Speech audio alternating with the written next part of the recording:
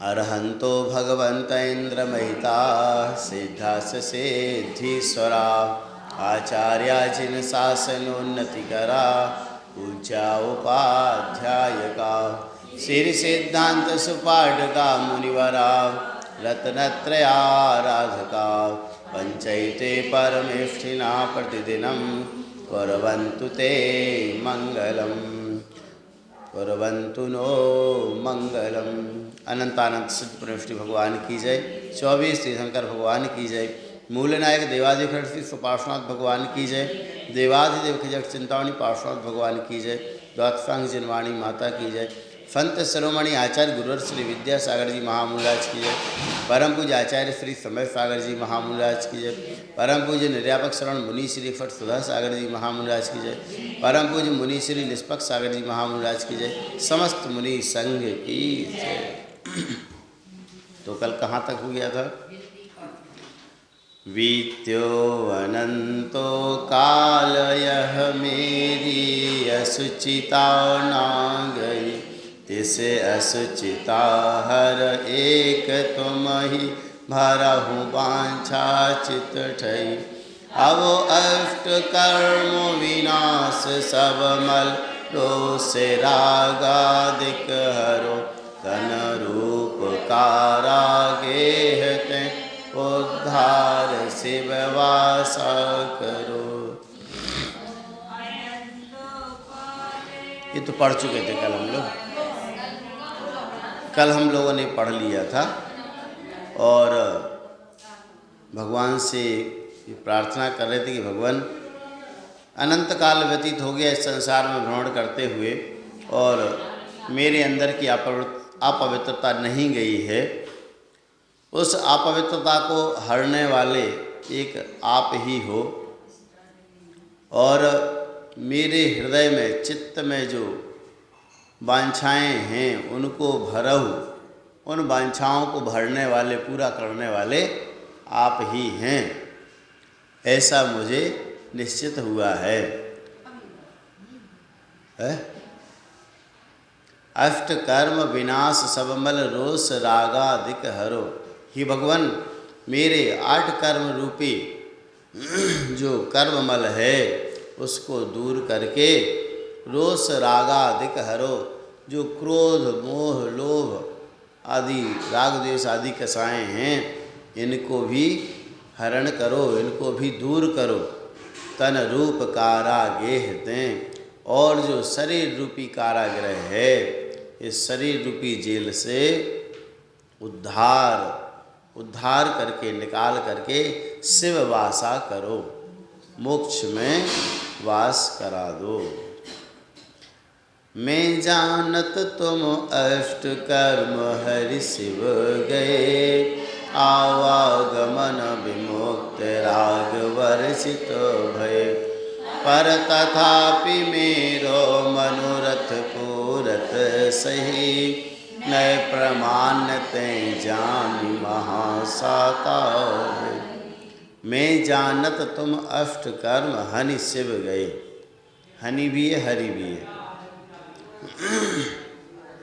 मैं जानता हूँ कि हे भगवान आप 8 कर्मों को नष्ट करके मोक्ष पहुँच गए हैं और आवागमन विमुक्त, आने और जाने से आप रहित हो गए, आना जाना आपका नहीं होना है। और कैसे हो गए? राग वर्जित भय, राग से रहित हो गए, राग नहीं है। इसका मतलब क्या हुआ कि आप तो मोक्ष में चले गए, आना जाना आपको है नहीं, राग आपके पास है नहीं। जिनके पास राग होता है वे कुछ देते हैं, जो आएंगे वे कुछ दे के जाएंगे। आपको आना है नहीं, राग आपके पास है नहीं, तो आप तो कुछ देने वाले हैं नहीं। यही बात हुई ना।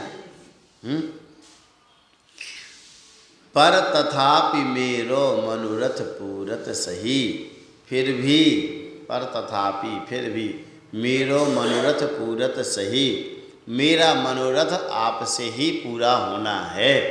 ये निश्चित है कि आप ही मेरी वांछाओं को, आप ही मेरी कामनाओं को पूरा करने वाले हैं। नए प्रमाणते जानी महासाता लही, नए और प्रमाण से आपको जानकर मुझे महान साता लही, मैंने महान साता प्राप्त की अर्थात मुझे अत्यंत सुख हुआ है। ये कल तक हो गया था। आगे पापा चरण तजी नवन करता, चित्त में ऐसे धरूं,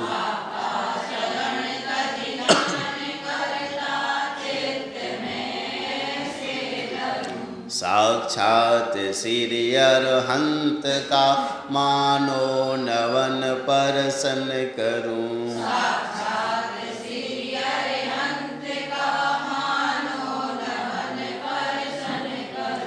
ऐसे विमल परिणाम होते अशुभ नसि शुभ बंधते,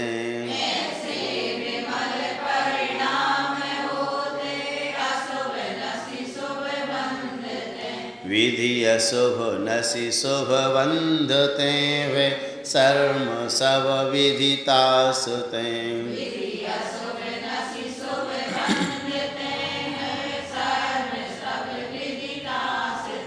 बोलो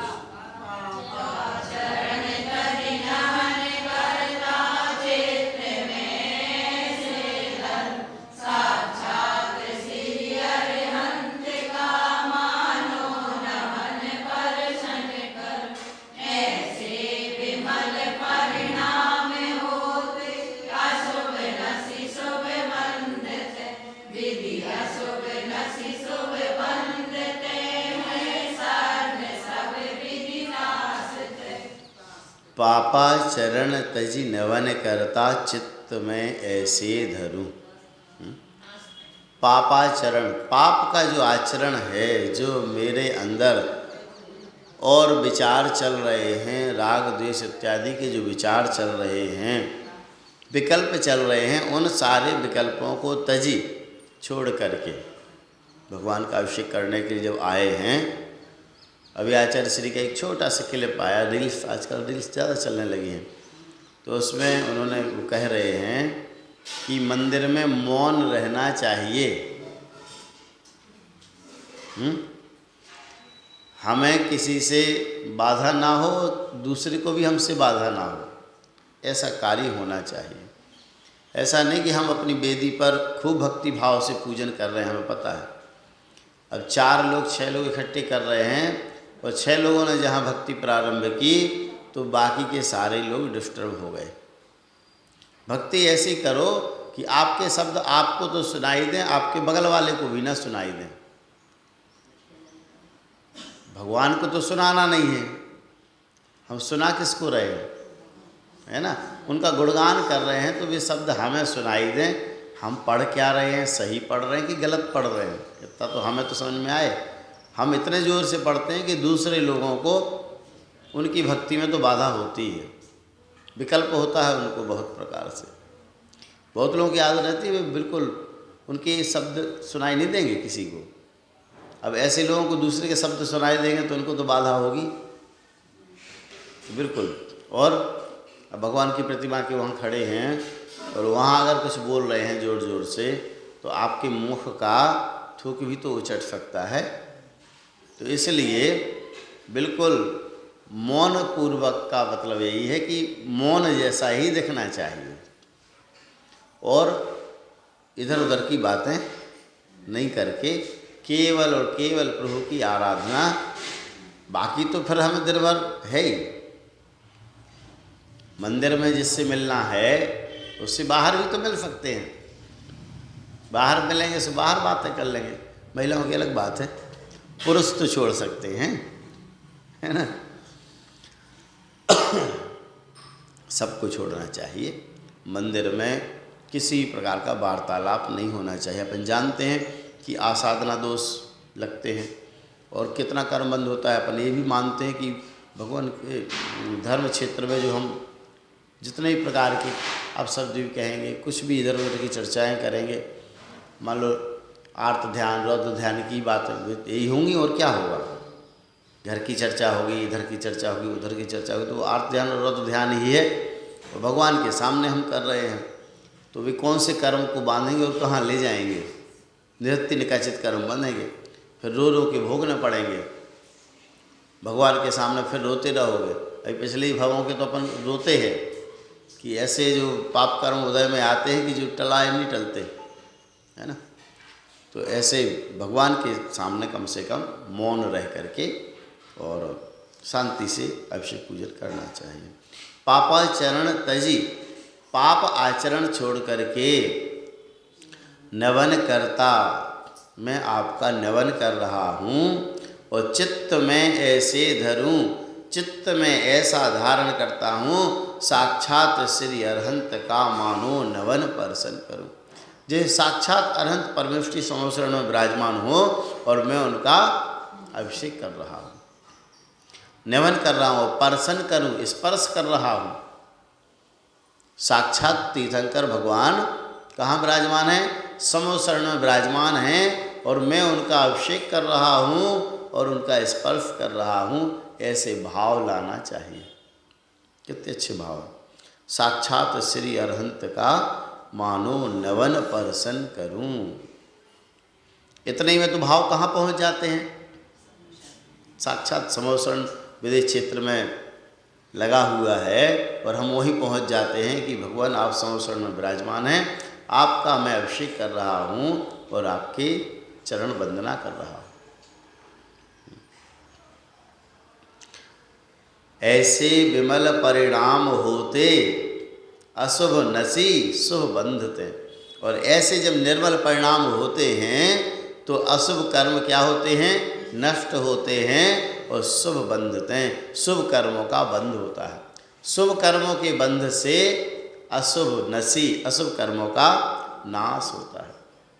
आप लोग भी जब अभिषेक शांति धारा देखते हैं ना, तो भगवान के सामने ऐसे भाव बनाना चाहिए कि भगवान कब वह दिन आएगा कि मैं आपका स्पर्श करूं, कब वह दिन आएगा कि मैं आपका साक्षात अभिषेक करूं।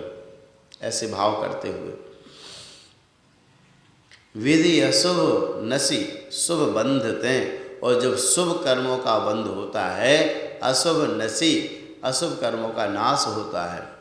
विधि अर्थात कर्म, विधि अशुभ नसी, अशुभ विधि नसी, अशुभ कर्म नष्ट होते हैं और शुभ बंधते हैं, जब शुभ कर्मों का बंध होता है। और क्या होता है?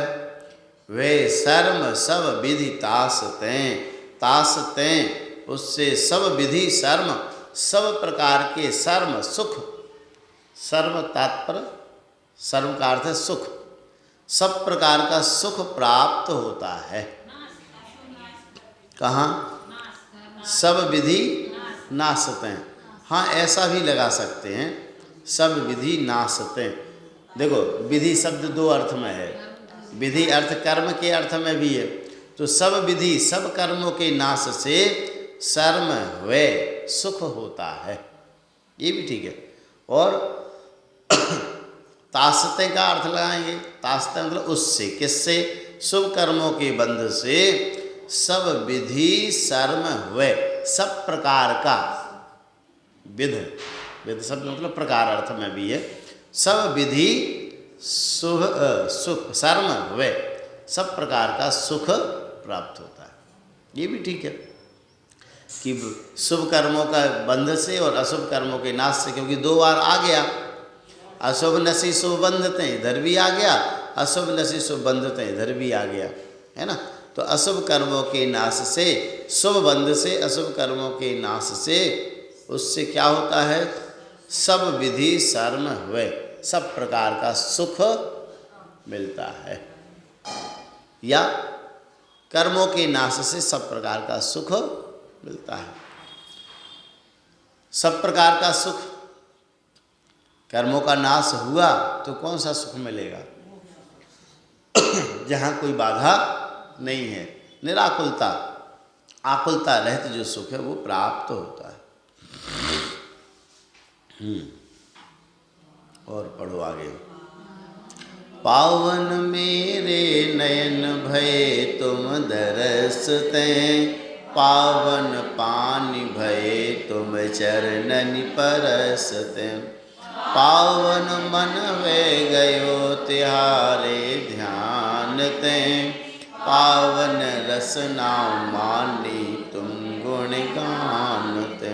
पावन भई पर जाय मेरी भयो में पूरण धनी। मैं शक्ति पूर्वक भक्ति कीनी पूर्ण भक्ति नहीं बनी। धन धन्य ते बड़ भाग्य भवित नीव शिव घर की धरी। वर क्षीर सागर आदि जलमणि कुंभ भर भक्ति करी। एक बार पढ़ लो। पावन मेरे नयन भये तुम दरसते।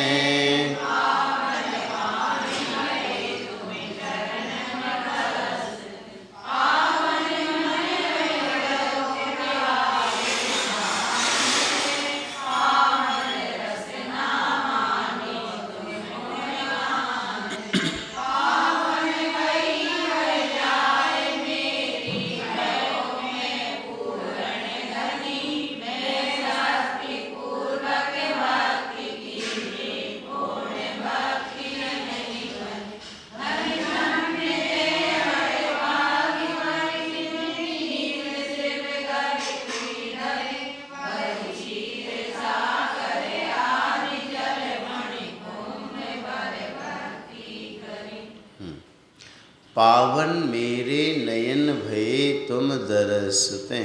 जब भगवान का अभिषेक कर लिया फिर उनके सामने हाथ जोड़ करके कहो कि पावन मेरे नयन भये। ही भगवान मेरे नयन आपको देखने से पवित्र हो गए। पावन पाणी भये तुम चरणनि परसते। हे भगवान ये मेरे जो पाणी हैं, ये जो हाथ हैं, दोनों हाथ तुम चरणनि परसते। तुम्हारे चरणों का स्पर्श करने से पावन भये पवित्र हो गए। पावन मन वे गयो तिहारे ध्यानते। और हे भगवान यह मन भी पावन हो गया है। कैसे? आपके ध्यान करने से। आपका ध्यान करने से यह मन भी पावन हो गया है। पावन रसना मानी तुम गुण गानते।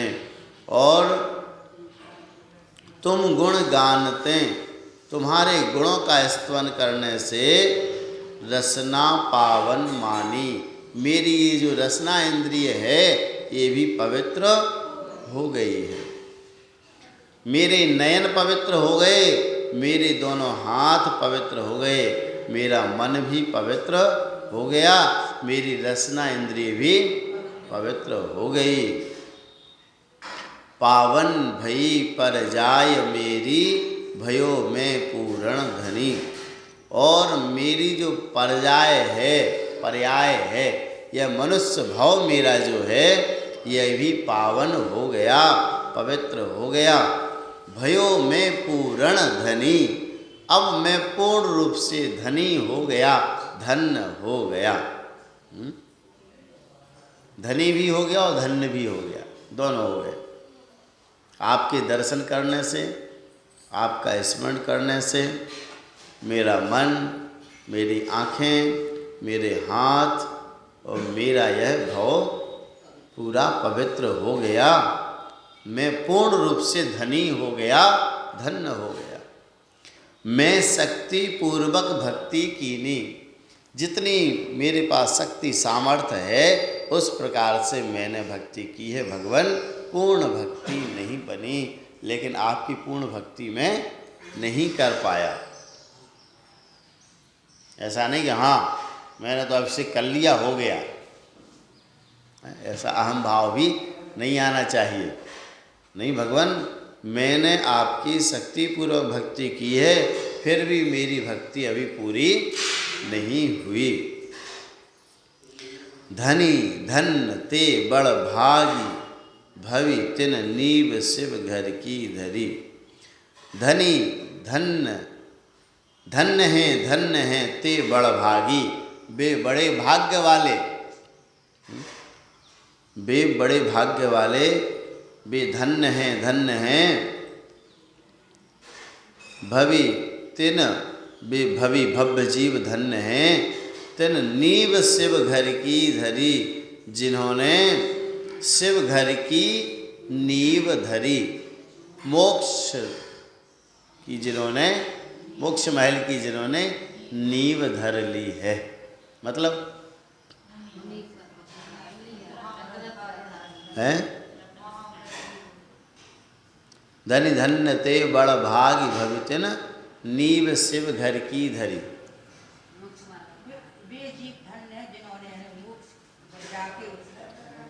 नहीं, मोक्ष घर की नींव, हाँ, सम्यक दर्शन, सम्यक ज्ञान, सम्यक चारित्र, है ना। सम्यक दर्शन क्या है? नींव है। सम्यक दर्शन क्या है? नींव है। मोक्ष महल के लिए सम्यक दर्शन नींव है। और भगवान आप सम्यक प्राप्ति में कारण हैं। तो जिन्होंने अभिषेक किया, पूजन किया, उन्होंने कौन सी नींव धरी? सम्यक्त रूपी नींव को मजबूत कर लिया। भगवान के अभिषेक पूजन से क्या होता है? कुछ हो या ना हो, हमारा सम्यक तो मजबूत होता है, पुष्ट होता है। इसलिए कहा कि नींव शिव घर की धरी, मोक्ष महल की नींव को उन्होंने मजबूत कर लिया। और जिनको सम्यक्त नहीं है उनको सम्यक्त की प्राप्ति हो जाती है। ऐसे और किन की बात हो रही है? वर क्षीर सागर आदि जल मणि कुंभ भर भक्ति करी, उनको धन्यवाद धन्य धन्य कहा है।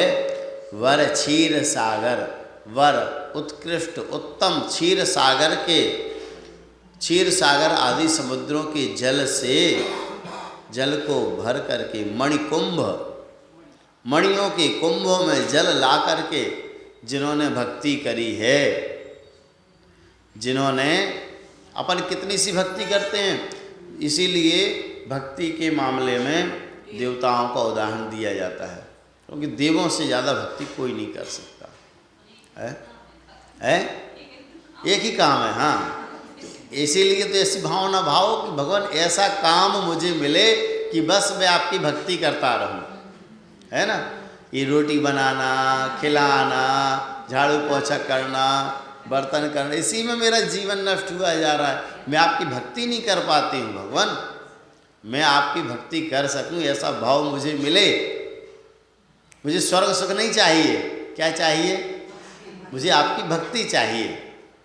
अरे सब चीज़ें तो पीछे मिलेंगी, है ना, वो तो मिलना ही है, भूसा तो मिलेगा ही। हाँ, तो मांगो तो ऐसा मांगो, भूसा क्यों मांगोगे, है ना।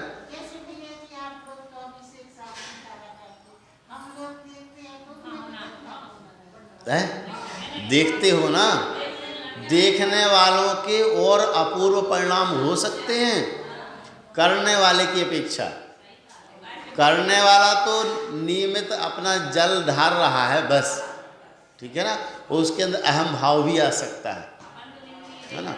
आप निरंतर अपने भावों में, परिणामों में भाव लाते हो कि भगवान, आपके तो आंसू छलकते हैं अंदर से कि भगवान मैं आपका अभिषेक नहीं कर पा रही हूँ, ऐसा मैंने कौन सा पाप कर्म किया कि मुझे ये भाव मिला।